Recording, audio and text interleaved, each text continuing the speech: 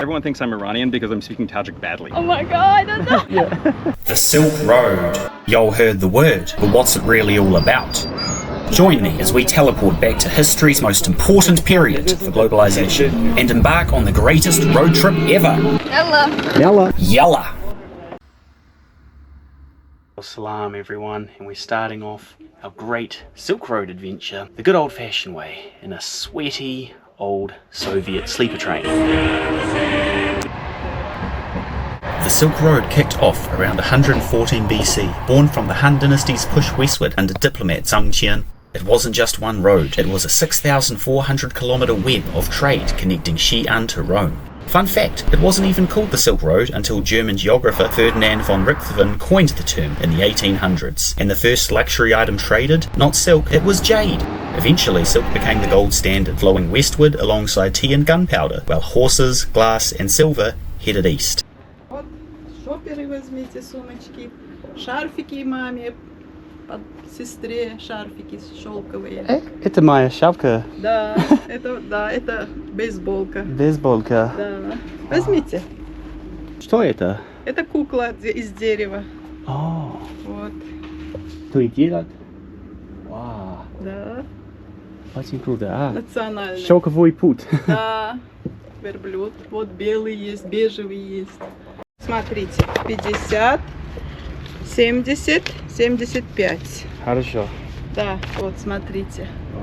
Браслетики, ручная работа. Вот верблюд.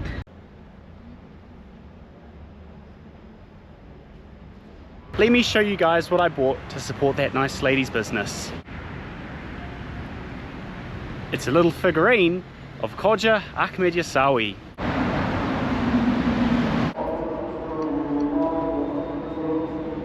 In 1254, Venice saw the birth of a legend, Marco Pollo. At 17, he set off with his father and uncle on an epic trek across these very lands to meet Kublai Khan in China. His journals gave the West its first real glimpse into the customs and mysteries of the East. Today, I'm following in his footsteps, maybe with a few more modern comforts, but the same spirit of adventure. Join me as we retrace the path of the original travel influencer.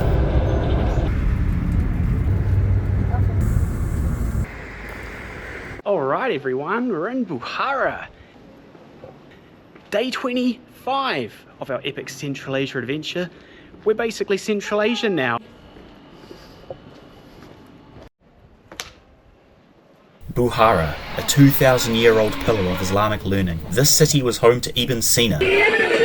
Nope, not that Sina. Although he was the heavyweight champion of Islamic thought, also known in the West as Avicenna, he wrote 400 books on everything from medicine to alchemy. But the roots here are even older than the scholars. Traders were navigating these paths back during the Han dynasty, and even the time of Alexander the Great. It's a Kyrgyzstani hat. Yeah. This is from Kyrgyzstan. Do you like my hat? Yeah. Bukhara was such a significant city on the Silk Road.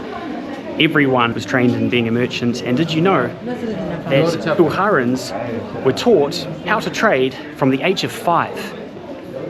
It's crazy. Think about what we were doing when we were 5. I don't even think I could tie my shoes then, and these guys were already doing business. Well, I have met the coolest tourist with the most awesome drip. This guy looks like he's one of the locals. He speaks like one of the locals. No, don't, not even. Are you kidding? No, my guess is that everyone thinks I'm Iranian because I'm speaking Tajik badly. So that's your trick. Yeah, exactly. Just sort of blending in. So you've been traveling in Central Asia for ages. What's been your highlight? Oh god, it's really hard to say. Well, honestly, I really liked Bukhara. I really like history, and this is just absolutely astonishingly amazing. I really like Turkestan in Kazakhstan as well too. Yep. I just like hanging out in Almaty too. Almaty was actually a very hip, cool city that a lot of people don't realize that. Underrated? City?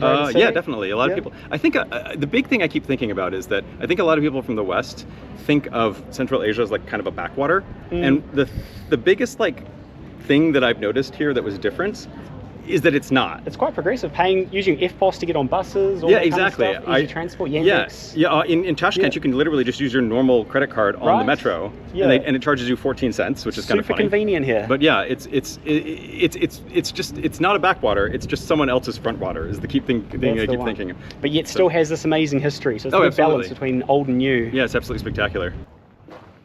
Why did the West want to trade with the East? Well, China was associated with high quality goods. It wasn't just silk that China was manufacturing, but also jade, lacquer, and rhubarb. Rhubarb being the most effective laxative of the time.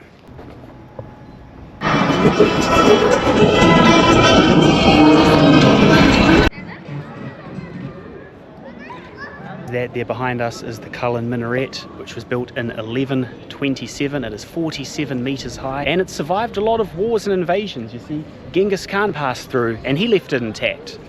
Anyhow, its purpose was a lighthouse for caravans, a watchtower, and it was also used for throwing crooks off, which is why it's got its name, the Tower of Death.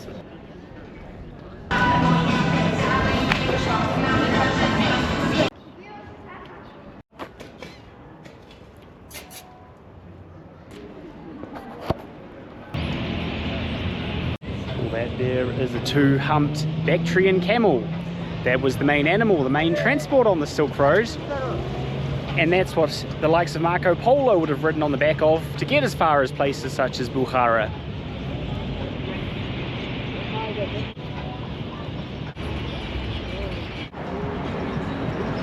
Friendly people.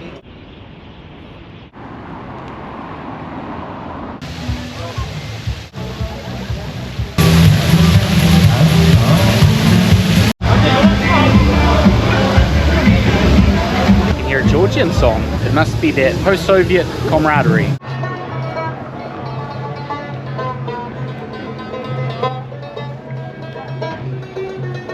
I've got something adventurous in store for you today. So yesterday, when we were at the train station, I met a tour group from Iran. They were laughing at me because they asked where I got my cool hat from, and I said Chorsu Bazaar, and apparently Chorsu in Persian means Afata. So I'm going by the name of Afata today. Anyhow, I bumped into them again last night when I was roaming around Bukhara, and they asked me to join them on their tour today. So let's go make some new friends. Here we are, we're here with our Iran tour.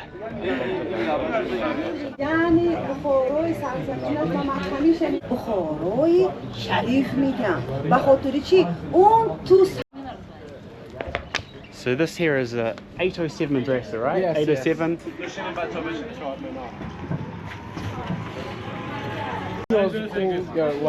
I've got a translator here, I'm very lucky. And each different minaret represents a different religion, so Buddhism, Zoroastrianism, Islam and Christianity, the four big religions on the Silk Road.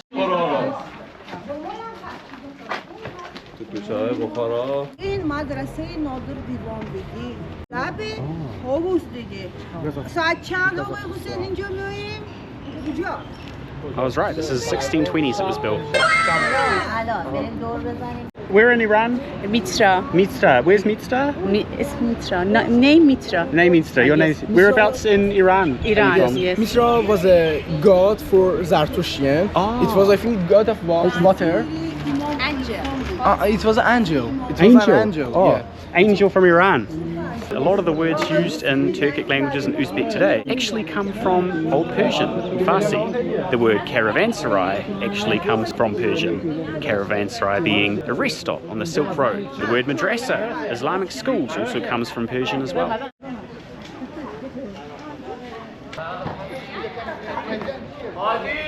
Well, this mosque here is called the Whole Mosque because it used to be underground. Built in the 1100s, you'd have to literally go downstairs if you wanted to pray. This mosque is also the oldest mosque in all of Bukhara. Like Iranian, they made with copper. It's made from copper. Got the magic genie. Can make a wish. And chess. Oh, chess is very popular in Uzbekistan.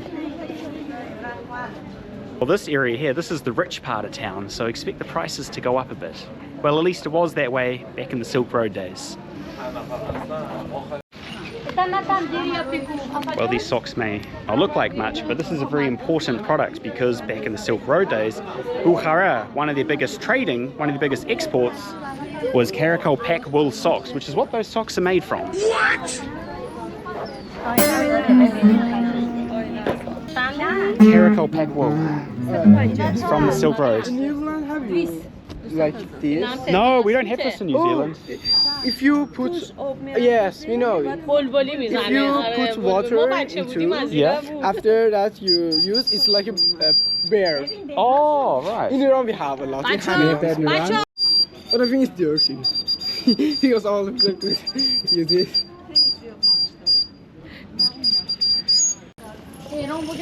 Well, we're learning heaps about Iran culture on this trip. The word bazaar comes from Persian. The word stan, which means land of, comes from Persian. So all of your stan countries have a Persian influence. Also, the country Georgia is Persian. Persian for land of the wolves. There you go. The Persian influence runs very deep everywhere. Fancy hotel. Even this is a Persian word. Sharistan, Persian word. One of them, it was built in 15th century. 15th century. Silk Road times then. End of the Silk Road. Hand. This is handwritten Quran.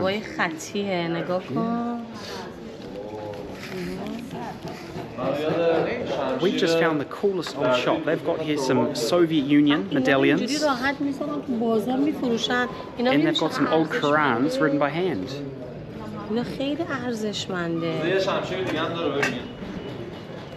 This is probably the most antique shop I've seen in this bazaar. The biggest market for these goods was all the way in Rome, but very few people actually travelled the whole 6,400 k's. That was a grueling, year-long commitment.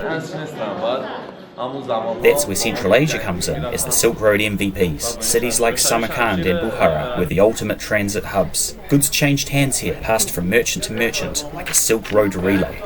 I don't know if that's legal to sell a tile from one of the old mosques, but... Oh.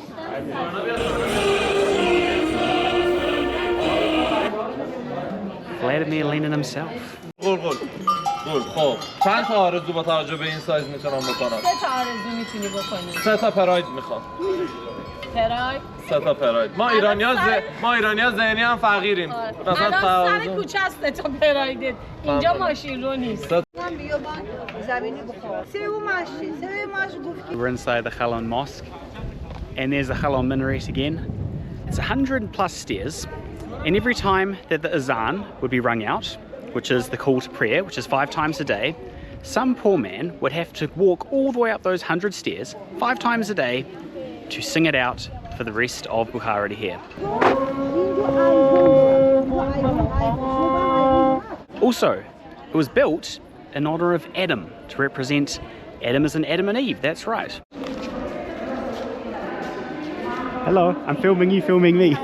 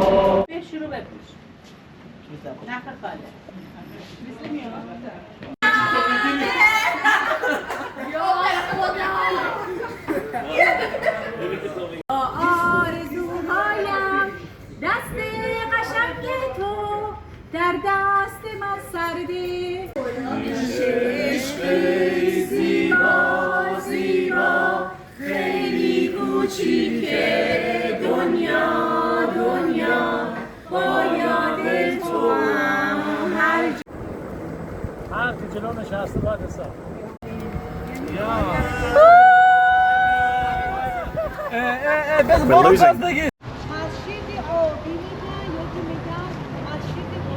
This, believe it or not, is called the Blue Mosque. It's not the Blue Mosque that you would know from Istanbul, but this is the Bukhara edition.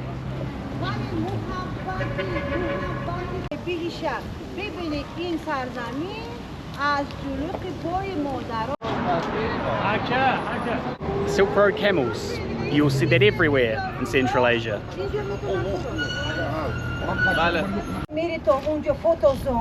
So we're in the Ark of Bukhara, which is a citadel that dates back to the 4th BC. Unfortunately, 70% of it was destroyed by the Soviet Union, and only few remains of the original ark, the original wall. Soviet Union used their fighter jets to drop bombs on the Ark of Bukhara, leaving it in rubble. Well, check this out. This is the tomb of Ismail Somani, the hero of Tajikistan. But we're not in Tajikistan, we're in Uzbekistan. Ismail Somani, the hero of Tajikistan. He's many service for our country. Which just emphasizes the points that Bukhara and Samarkand, very important cities for the Tajik people, both culturally and historically. My friend. Too. This is my good friend, Angel. Very good. Angel from Iran. 1,000 years old. That's all I understand. Можно вопрос? Так много таджикстани люди приехал здесь смотреть, потому что Ismail Somani очень important в Таджикистан. Да, гробница здесь. Настоящая гробница здесь. Таджикистан люди путешествия здесь. Да. Somani, he chose Bukhara to be the capital of the Samanid Empire. And Duolingo really needs to put Persian on there. I want to learn some Farsi now, I'm inspired. You got to admit though, the Iranian people know how to have a good time. Always bursting out a song at the restaurant, in the streets, in the mosques. Lots of entertainment, lots of banter. Great people, really enjoying this trip. You want to get the best out of Bukhara, you got to travel with the Iranian people.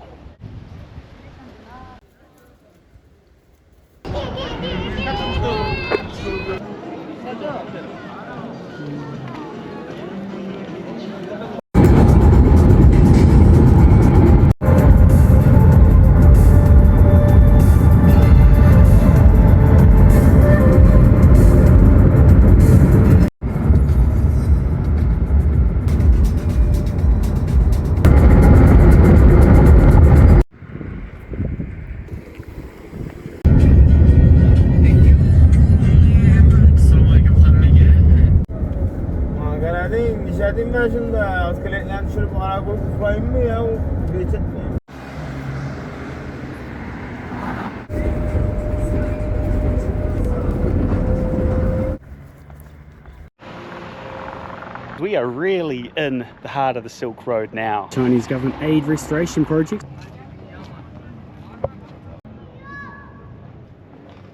This is some real Aladdin territory, guys.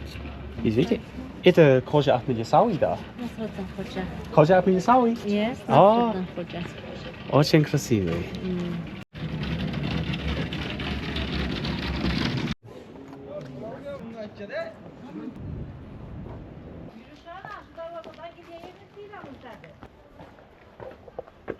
I found ourselves a way up to the castle wall. Assalamu alaikum. Akuda. Новая Зеландия. We might have made a friend. Let's go have a chat. Нет, нет, нет, Новая Зеландия. А тебе? Узбекистан. О, Узбекистан. Очень приятно. YouTube блогер, YouTube. Нет, я английский чуть-чуть знаю. По-русски вот мне такой нужно, да? Вот я хороший дома жил. Хороший дома жил. О, твоя да, обманул меня, обманул. Обманул. Да, обманул. А потом вот мне много денег ушли. Много денег ушли? Я не понимаю, много денег ушли. Нет, это как вам сказать? Доллар, бакс, доллар. Доллар. Много ушли. А потом...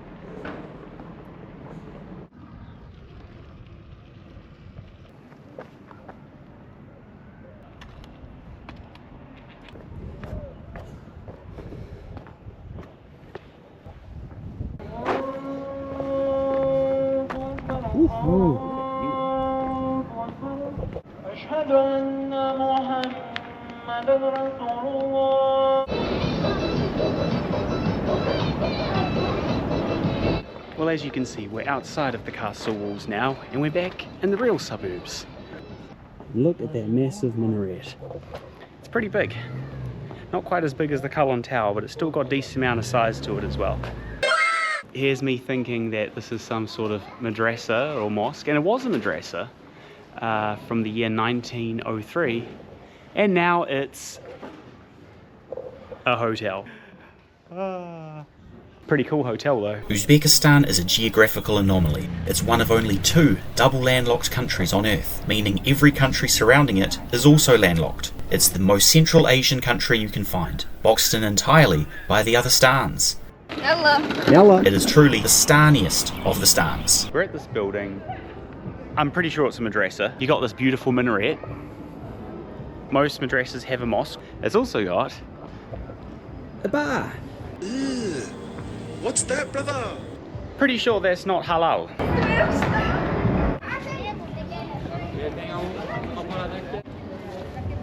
I think I found one that started in the 1600s. It's an old madrasa, and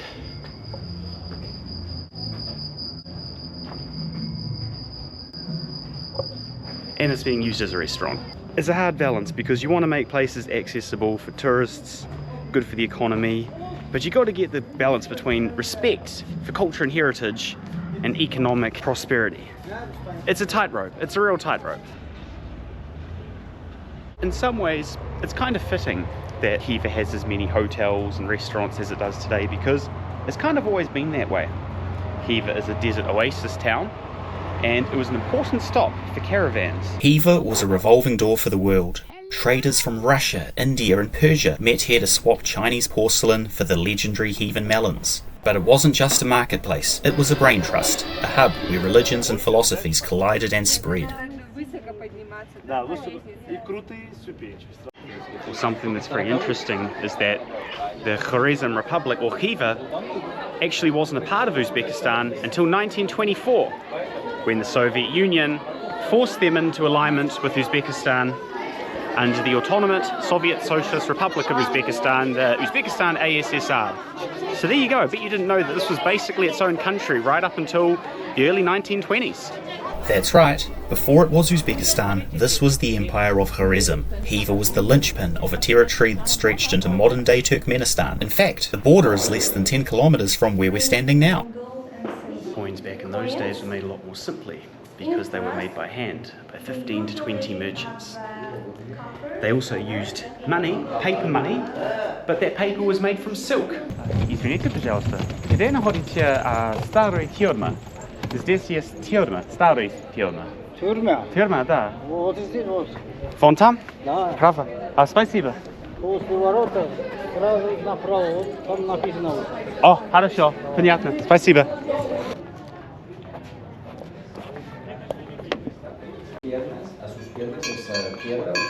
Guys, check out how brutal history can be. Let me show you the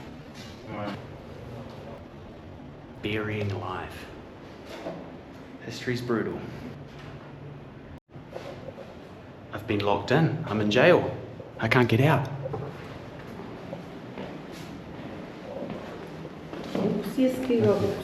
Oh, это сколько стоит? 50 000. Нет, спасибо. Русский тоже есть. Дешевле, да, первый пакет? 40 000, хорошо? Английский есть или нет? Английский это? Это английский. Это английский, это по-русски, узбекский. Покупайте 40 000. Бери? Нет, спасибо. Брахман.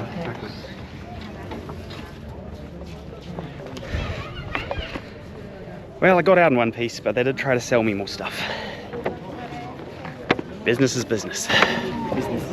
Business is business. It's business. Nice to meet you. Where are you from? Italy. Italy. I'm from New Zealand. Nice to meet nice. you. How do you like Khiva so far? I've been here for a few days. Yeah? Yes. It's good? Yes, it's good. I've been in the autumn since yesterday. Since yesterday? How long are you travelling in Uzbekistan for? I arrived about 3 days ago. Yeah? You like Yes. it? I breathe pretty good. I recommend go to Termez if you have time. Termez, Alright. is south next to Afghanistan. Very safe, very interesting. All Yeah. right. Thank you. Take care. Nice to meet you. Nice to meet you. There you go. Friendly tourists. From Italy. I don't think I've met anyone from Italy in a very long time.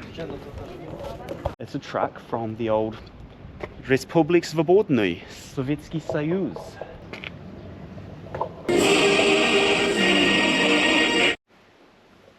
And he's got the same hat as me.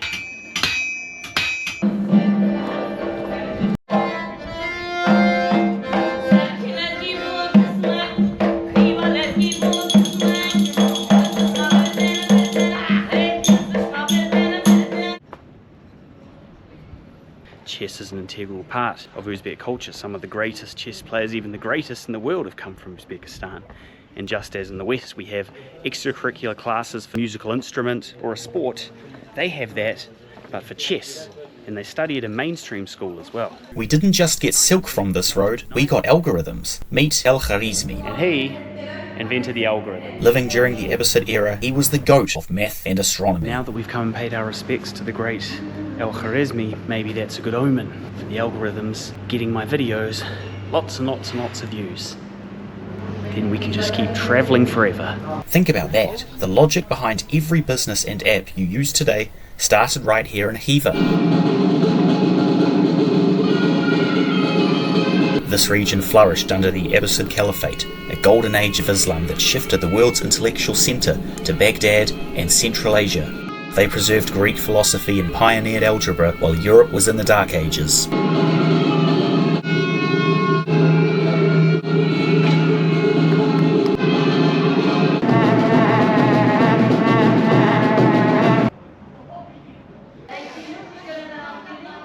The Silk Road eventually faded as 14th century maritime routes made sea travel cheaper and faster, and unfortunately the bubonic plague hitched a ride on the caravans, decimating the population.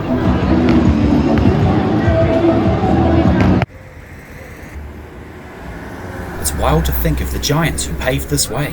The diplomats like Zhang Qian, conquerors like Alexander the Great and Amo Timur, and the original travel vlogger Marco Pollo.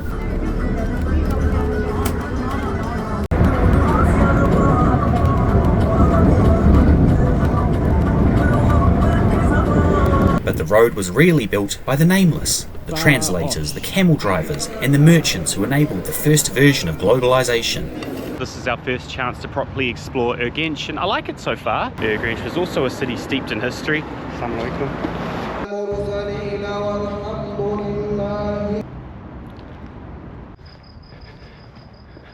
There's some nice houses in Urgench though.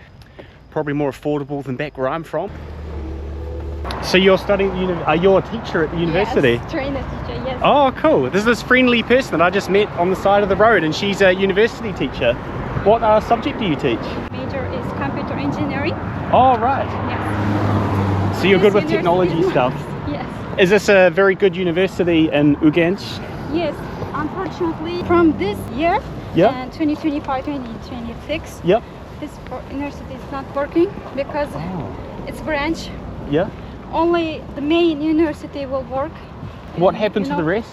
I don't know. It's just this. It's just... They said. That's a shame. Yeah. But you get your job is okay? You keep your job? Another university, yes. Okay. I studied here in 6 years, my bachelor, my master's. Yep. And then become a teacher? Yes. Yep. Only 1 year experience, but it's good for me. Your English is phenomenal, and I've noticed a lot of people here speak English. Like a lot of people speak really good English in It's kind of a second Uzbekistan. language. Actually, even more than Russian. Yeah. Yeah. Yes. More interesting for us because we should take an IELTS exam for entering the university. IELTS or our SEFR, our regional certificate. Yeah. It's kind of same with IELTS. Oh, right. And that's why we learn every time English as a second language. And people speak it so well. Like everyone's coming up to me to practice and they speak so well. In my country, New Zealand, people just speak English. They don't learn another language. So I think Uzbek people are very smart. Yeah. Okay, Yeah. I will stay here. Awesome. Well, nice to meet you. My name is Sumbul. My name is Mark. Nice to meet Nice you. to meet And you. I wish you all the best and that you can travel and make lots of money. I also was in China. So you speak Chinese? Only I learned 谢谢 means 谢谢 thanks. And 你好. 你好，你听得懂中文吗？ Oh my god, I don't know. No, okay. And they gave me Chinese name to me. What's your... Suli. Suli. Smart and beautiful. they Oh, said. Suli, yeah. I asked which kind of name do you give? Yeah, what's the meaning for it and yeah. Yes, they gave me. And they said that I kind of look like Chinese. Oh, so you can blend in a bit more. People won't Yes. give you better price, not give you tourist price. Yes, at the shopping, at the shopping. Yeah. Yes. And it's my first time being abroad. What part of China were you in? Beijing. Beijing. Yeah, especially Beijing, Haichao, Shanghai. Oh, you traveled to a lot of places. Yes. I used to live in Taiwan, so I know a bit about China, and yeah. Yeah.